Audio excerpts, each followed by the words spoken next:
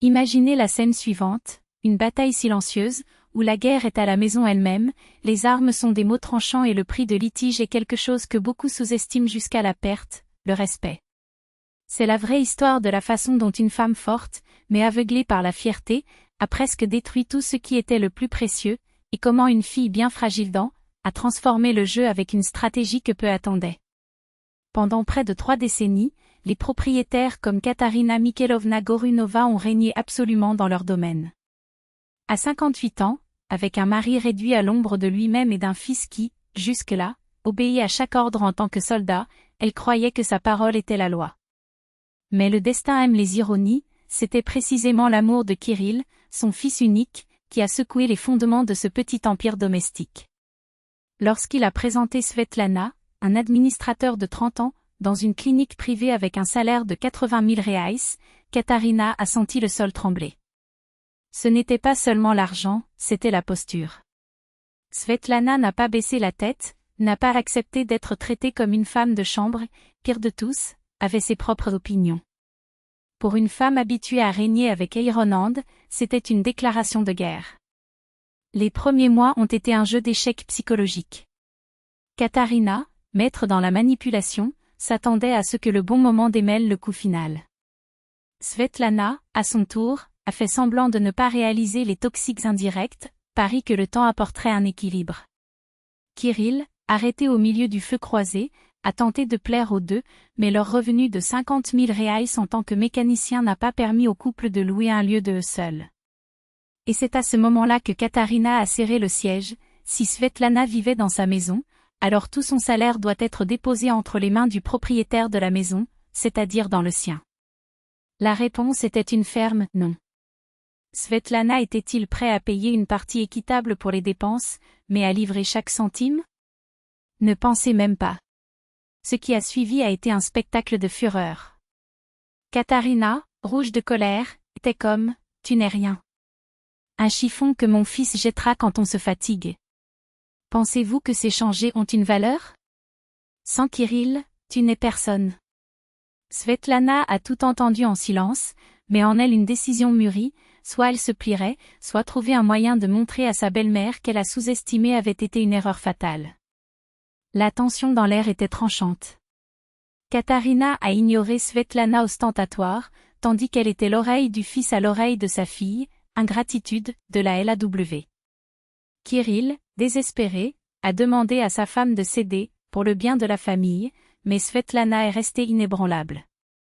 Jusqu'à ce que, dans une négligence qui scellait sa destination, Katarina a franchi une ligne dangereuse, tandis que Svetlana se baignait, elle a fait irruption dans le téléphone portable de sa fille. Ce qu'il a trouvé là-bas était une bombe à coucher sur le point d'exploser.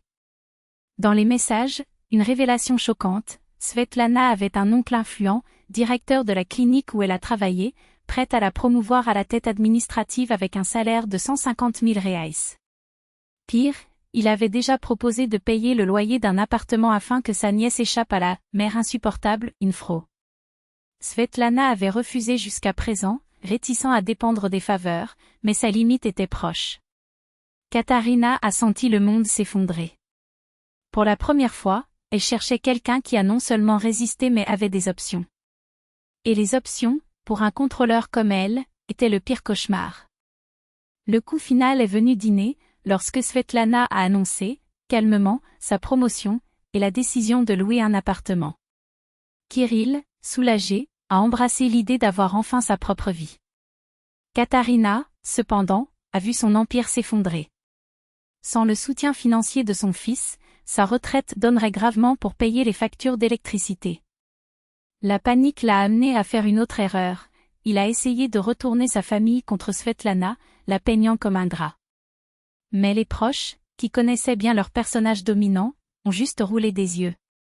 Le problème n'est pas Svetlana, Katarina. Le problème est vous, était-le. Verdict n'a pas dit, mais clair comme de l'eau. Lorsque Svetlana a annoncé qu'elle déménagerait dans une semaine, Katarina a ressenti le goût amer de la défaite.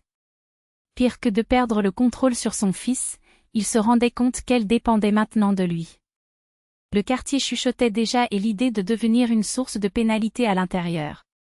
La nuit du changement, tandis que les boîtes étaient chargées, chaque objet pris était comme un coup de couteau dans sa fierté. Jusqu'à ce que, dans une crise de désespoir, elle s'est cassée. Il a appelé Kirill, la voix embargo, « Revenez, s'il vous plaît, ne me laissez pas tranquille. » Lorsque son fils est arrivé avec Svetlana, Katarina s'est lancée sur sa fille, in-law, pleurant, « Pardonnez ce vieux fou.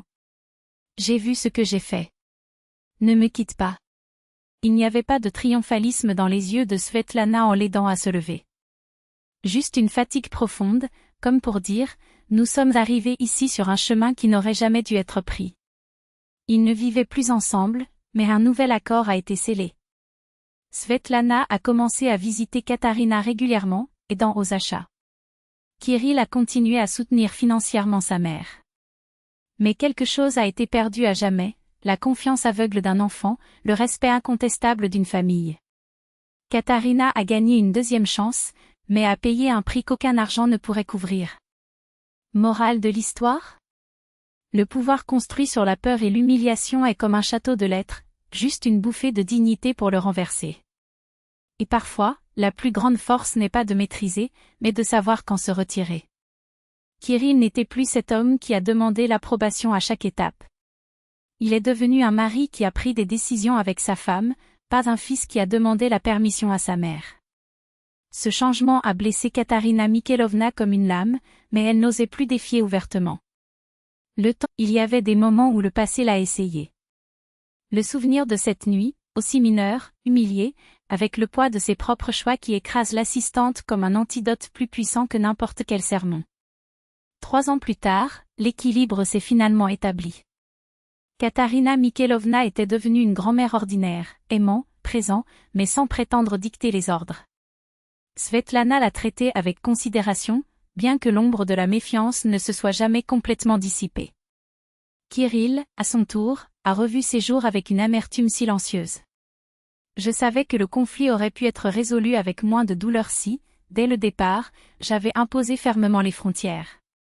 Sa tentative de plaire à tout le monde n'a nourri que le monstre qu'il a dévoré plus tard et sa propre mère, la traînant dans un abîme moral à partir duquel elle n'a fait que briser.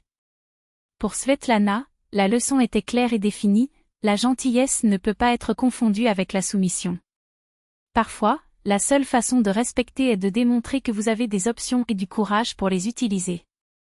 Quant à Katarina, il a fallu avec le dernier jour le poids de ce genou sur le sol, devant la belle-fille qui a refusé de se plier. C'était la dose amère qui avait jamais avalé, mais aussi la plus nécessaire. Enseignement ultime, le pouvoir qui s'élève sur la peur et la coercition est un piège qui se ferme bientôt ou plus tard sur le bourreau lui-même. L'histoire ne pardonne pas les tyrans, pas même ceux qui se déguisent en mère.